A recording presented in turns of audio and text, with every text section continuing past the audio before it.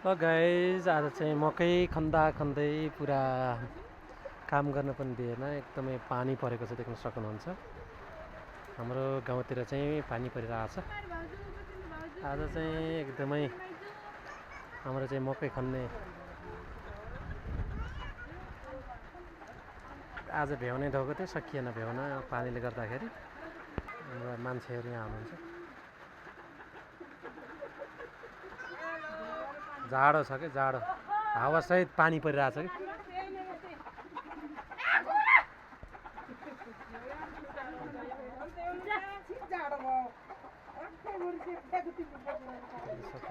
Guys कुखुरा रोजेर यहाँ के गर्नु, पानी परिरहेछ, बेसै पानी परिरहेछ क्या त, यस्तो पानी परिरहेछ।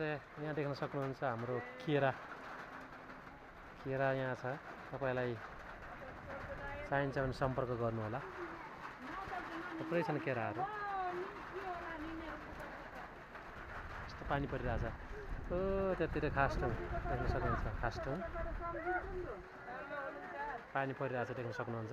आज चाहिँ पुरा मेलो गर्नु दिएर मिलो छ हेर्न सक्नुहुन्छ।